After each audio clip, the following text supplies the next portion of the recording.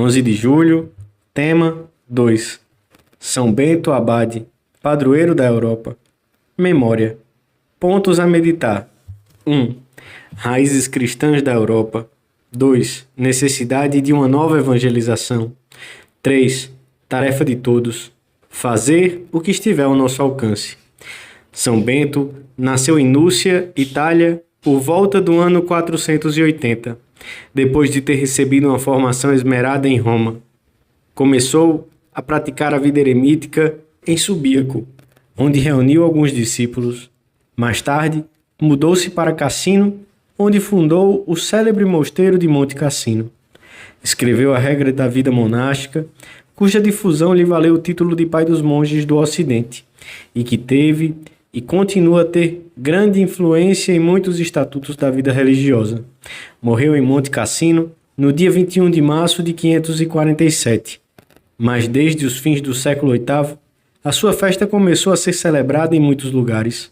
Paulo VI, pela Carta Apostólica Passis Nuntius, de 24 de outubro de 1964, proclamou São Bento padroeiro da Europa, dada a extraordinária influência que exerceu pessoalmente e através dos seus monges no estabelecimento das raízes cristãs no velho continente. João Paulo II, pela Carta Apostólica Egregiae Virtutis, de 31 de dezembro de 1980, proclamou os santos Cirilo e Metódio co-padroeiros da Europa. Pelo sinal da Santíssima Cruz, livrai-nos Deus, nosso Senhor, dos nossos inimigos. Em nome do Pai, do Filho e do Espírito Santo. Amém. Meu Senhor e meu Deus, creio firmemente que estás aqui, que me vês, que me ouves. Adoro-te com profunda reverência. Peço-te perdão dos meus pecados e graça para fazer com fruto este tempo de oração. Minha Mãe Imaculada, São José, meu Pai e Senhor, meu anjo da guarda, intercedei por mim.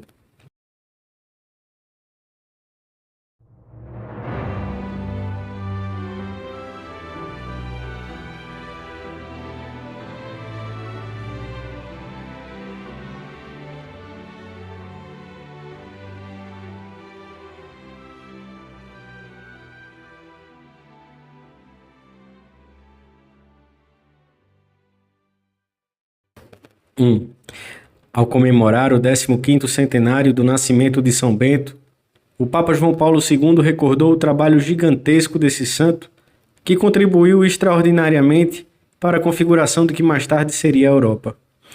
Era um tempo em que corria um grande perigo não só a Igreja, mas também a sociedade civil e a cultura. Com obras insígnes e com sua santidade, São Bento testemunhou a perene juventude da Igreja. Além disso, ele e os seus seguidores arrancaram da barbárie e levaram à vida civilizada e cristã os povos bárbaros, e conduzindo-os à virtude, ao trabalho e ao pacífico exercício das letras, uniram-nos na caridade como se fossem irmãos. São Bento contribuiu em grande medida para forjar a alma e as raízes da Europa, que são essencialmente cristãs e sem as quais não se entendem nem se explicam a nossa cultura e o nosso modo de ser. A própria identidade europeia é incompreensível sem o cristianismo, e é precisamente nele que se encontram essas raízes comuns das quais brotaram a civilização do continente, a sua cultura, o seu dinamismo, a sua atividade, a sua capacidade de estender-se construtivamente aos outros continentes. Hoje, assistimos, infelizmente, a um empenho decidido e sistemático por eliminar o aspecto mais essencial dos costumes ocidentais, o seu profundo sentido cristão. Por um lado, a orientação quase exclusiva para o consumo dos bens materiais tira à vida humana o seu sentido mais profundo. Por outro, em muitos casos, o trabalho vem se tornando praticamente uma coação alienante para o homem, submetido ao coletivismo e separado da oração quase a qualquer preço, excluindo-se a dimensão ultraterrena da vida humana. É como se povos inteiros se encaminhassem para uma nova barbárie, pior que a dos tempos passados. O materialismo prático impõe hoje ao homem o seu domínio de diversas maneiras e com uma agressividade que não exclui ninguém.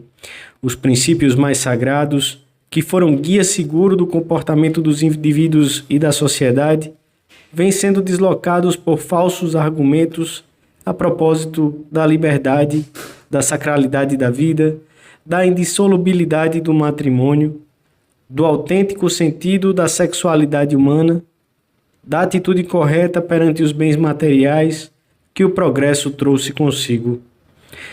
Não parece exagerado pensar que, se não se lançar mão do remédio oportuno, as ideias que se vêm cristalizando em muitos lugares farão surgir uma nova sociedade pagã.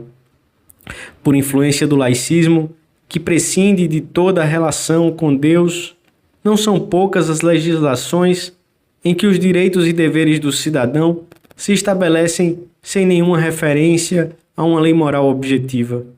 E tudo isso com uma aparência de bondade que só engana as pessoas de formação sofrível e os que perderam o sentido da dignidade humana. Perante esta situação, o Papa João Paulo II fez sucessivos apelos para uma nova evangelização da Europa e do mundo, na qual todos estamos comprometidos. Vejamos hoje, nesta festa de São Bento, qual é o nosso sentido cristão da vida e o espírito apostólico que deve animar todas as nossas ações. Não nos esqueçamos de que nas vésperas do terceiro milênio da redenção, Deus está preparando uma grande primavera cristã, cuja aurora já se entrevê. E Ele quer que sejamos protagonistas deste renascer da fé. Sentiremos a alegria de dar a conhecer Cristo aos nossos colegas de trabalho, amigos, familiares. E o Senhor premiará esse esforço com graças abundantes e uma eficácia contagiosa.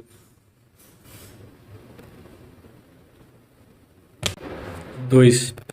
Perante um panorama que parece adverso, muitos cristãos preferiram colocar entre parênteses tudo que pudesse entrar em choque com a opinião mais generalizada, que muitas vezes se auto-intitula moderna e progressista.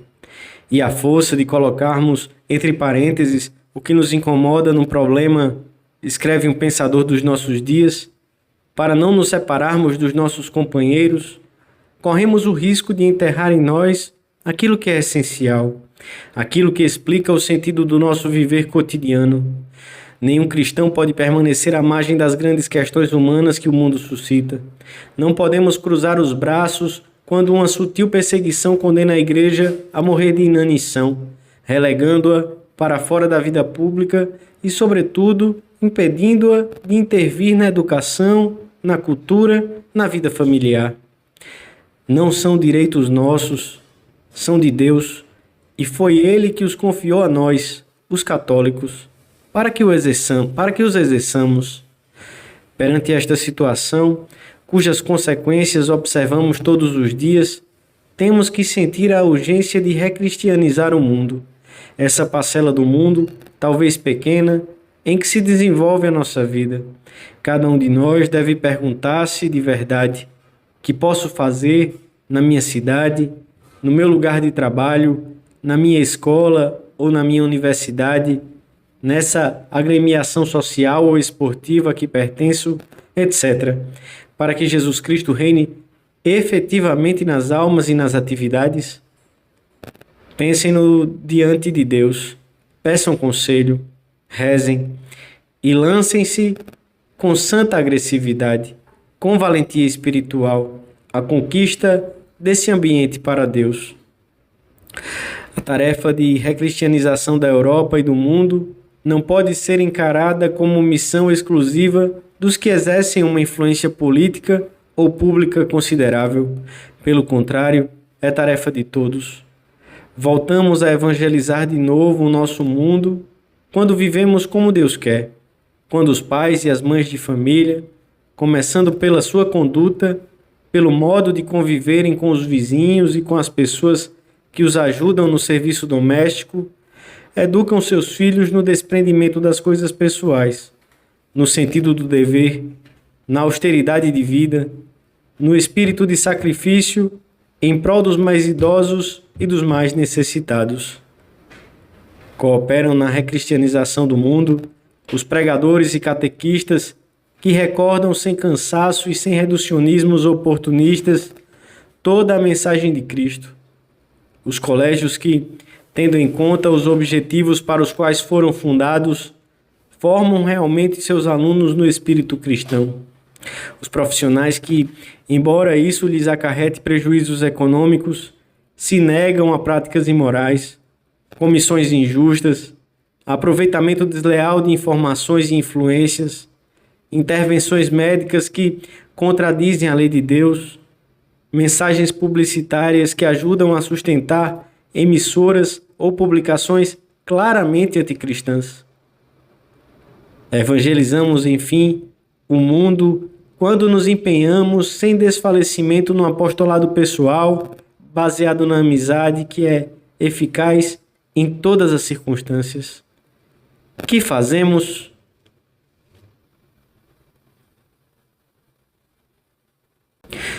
Três. Existe um antigo provérbio que diz: vale mais acender um fósforo do que reclamar da escuridão. Além de que não é próprio de um filho de Deus queixar-se sistematicamente do mal, do clima pessimista e negativo que o rodeia, se nos decidíssemos a levar a cabo o que está ao alcance da nossa mão, mudaríamos novamente o mundo. Assim fizeram os primeiros cristãos, que eram numericamente poucos, mas tinham uma fé viva e operante. É um grande erro não fazer nada por pensar que talvez se possa fazer pouco. O bem é difusivo por natureza, isto é, tem um efeito multiplicador que ultrapassa de longe a sua eficácia imediata. Com a graça de Deus, todas as nossas ações, por mais pequenas que sejam, têm repercussões insuspeitadas. Por outro lado, contamos com o auxílio da Virgem e dos santos anjos da guarda para levarmos adiante os nossos propósitos de bem-fazer e contamos também com a fortaleza que nos confere a ajuda da comunhão dos santos, que se estende mesmo aos que estão longe. São, pois, muitas as razões para sermos otimistas, com um otimismo sobrenatural, que mergulha suas raízes na fé, que se alimenta da esperança e a que o amor concede asas. Temos de impregnar de sentido cristão todos os ambientes da sociedade. Não fiquem simplesmente no desejo. Cada um, ali onde trabalha, deve dar um conteúdo divino à sua tarefa e deve preocupar-se com a sua oração, com a sua mortificação, com o seu trabalho profissional bem acabado. Informar-se e formar outras almas na verdade de Cristo, para que seja proclamado Senhor de todos os afazeres terrenos. Para isso, aproveitaremos todas as situações, mesmo as viagens por motivos de descanso ou de trabalho, como fizeram os primeiros cristãos, que viajando ou tendo de estabelecer-se em outras regiões onde Cristo não tinha sido anunciado, testemunhavam corajosamente a sua fé e fundavam aí as primeiras comunidades. Recomendamos hoje a São Bento esta tarefa de recristianização da sociedade e pedimos-lhe que saibamos proclamar com a nossa vida e a nossa palavra a perene juventude da Igreja. Pedimos-lhe, sobretudo, essa santidade pessoal que está na base de todo apostolado. Vejo alvorecer, diz o Papa João Paulo II, uma nova época missionária, que chegará a ser dia radioso e rico de frutos se todos os cristãos, e em particular os missionários e as jovens igrejas, corresponderem generosa e santamente aos apelos e desafios do nosso tempo. Santa Maria, Rainha do mundo, rogai por todos aqueles que estão a caminho de encontrar-se com Cristo. Rogai por nós. Dou-te graças, meu Deus, pelos bons propósitos, afetos e inspirações que me comunicaste nesta meditação. Peço-te ajuda para os pôr em prática. Minha Mãe Imaculada, São José, meu Pai e Senhor, meu anjo da guarda, intercedei por mim.